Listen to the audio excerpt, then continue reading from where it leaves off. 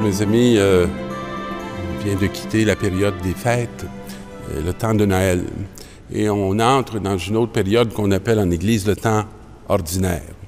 Le temps ordinaire, c'est un temps où on peut rencontrer et faire l'expérience de Jésus, mais non pas dans la densité d'un mystère particulier, mais un peu comme le quotidien de nos vies.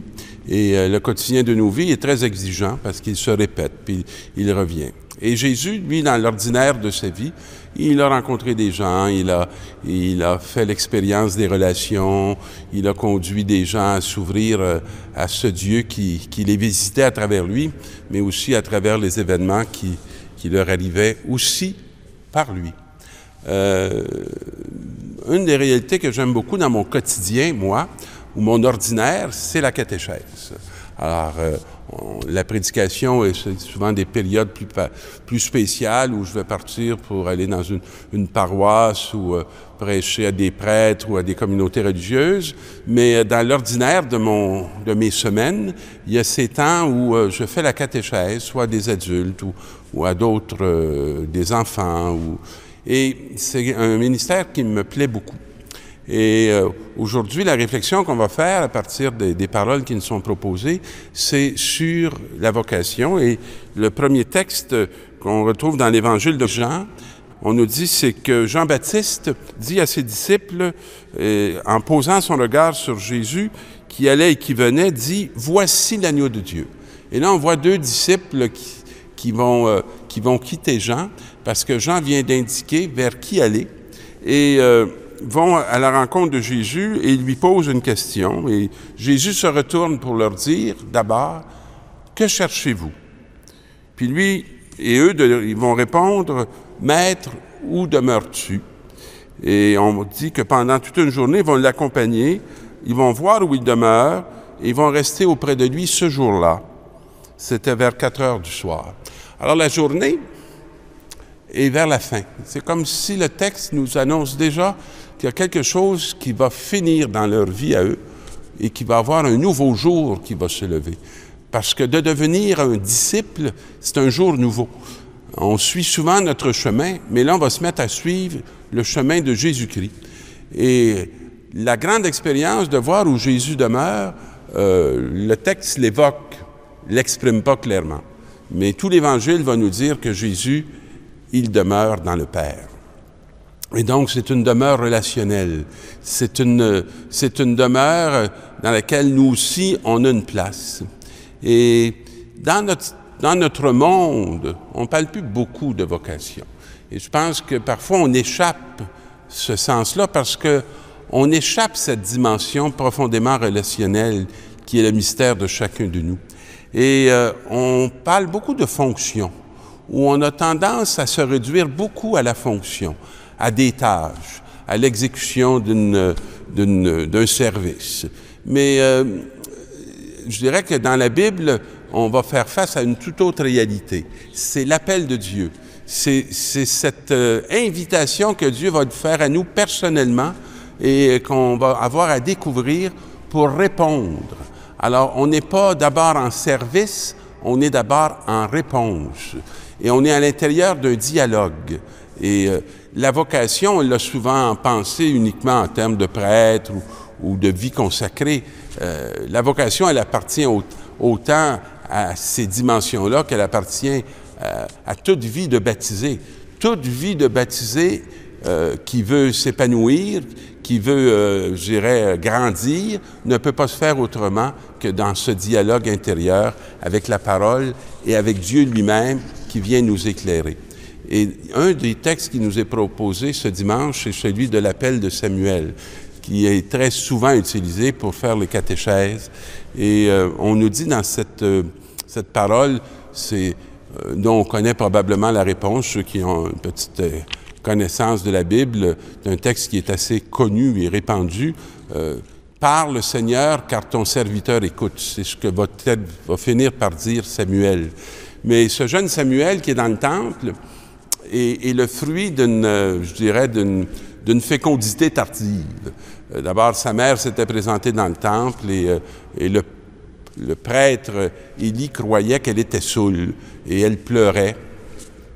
Et à un moment donné, elle lui avait dit non, je suis pas saoule, mais il y avait un grand désir qui manquait dans sa vie à l'âge qu'elle avait, c'est qu'elle n'avait pas d'enfant. Et là, Samuel va lui dire qu'à cette même date, l'année d'après, elle va avoir un enfant. Il va lui parler au nom de Dieu et il va lui annoncer qu'elle va être bénie d'une fécondité qu'elle ne peut plus croire qui est possible.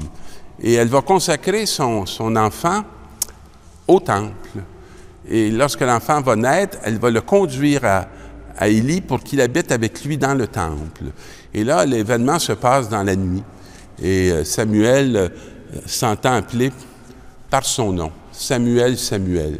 Il se lève et court auprès d'Élie, puis lui dit, « Moi voici, puisque tu m'as appelé. » Et Élie va dire, « Je ne t'ai pas appelé, retourne te coucher. » Et à nouveau, Samuel va entendre « Samuel, Samuel », il va se lever, il va courir auprès d'Élie et il va dire « Me voici, puisque tu m'as appelé. » Et là, Élie va lui dire « Je ne t'ai pas appelé mon fils. » Il y a ce petit mot qui apparaît nouveau, « mon fils ». Alors, comme s'il y avait une filiation qui est en train de se faire entre ce vieux prêtre et cet enfant. Ce vieux prêtre a d'ailleurs des enfants, duquel il s'attendrait à ce qu'il puisse être sa succession, mais dans la Bible, on nous dit que ces enfants, ils sont pervertis et qui se sont coupés de la parole de Dieu. Et donc, c'est la peine d'un père qui ne pourra pas transmettre son héritage à ses fils. Et là, tout à coup, c'est comme si vient se révéler un fils qui est avec lui depuis fort longtemps, mais comme il n'est pas de sa chair, il ne le reconnaît pas. Et le début du texte nous dit aussi que les yeux de notre ami Élie avaient commencé de baisser. Il ne pouvait plus voir. Et que la parole de Dieu était rare en ces jours-là. Alors, ça ressemble à nos jours, où il y a beaucoup de mots, mais il y a très peu de paroles de Dieu qui circulent en ces jours-ci. Et lorsque Samuel va retourner, une fois de plus, voir Élie parce qu'il a entendu un appel, Élie va comprendre que c'est Dieu qui appelle Samuel. Et c'est toute la vocation du prêtre, non pas d'être celui qui en premier appelle les frères et les sœurs, mais qui est au service de l'appel de Dieu dans la vie des frères et des sœurs. Et c'est comme si Samuel va être par Élie conduit à cette conscience, parce qu'Élie va lui dire, Élie comprit que c'était Dieu qui appelait l'enfant, et dit à l'enfant, quand tu entendras l'appel, tu diras, parle Seigneur, car ton serviteur écoute.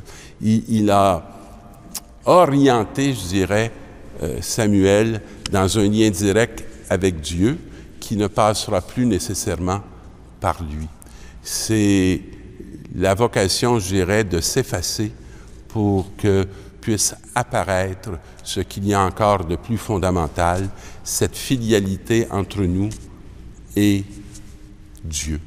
Et je crois que la vocation qui est propre à chacun ne peut pas faire l'économie de cette découverte, de cette expérience que intérieurement, au secret de nos cœurs et au secret de nos vies, peut retentir un appel qui va nous révéler pour qui Dieu nous envoie et à quoi il nous appelle, et que nous avons la liberté d'y répondre avec la grâce de l'Esprit Saint. Je souhaite vraiment que vous ayez la joie de découvrir chacune vos vocations, parce que c'est à l'intérieur de ce dynamisme fondamental que nos vies prennent sens et que la joie peut rayonner dans nos cœurs. Bonne semaine, mes amis.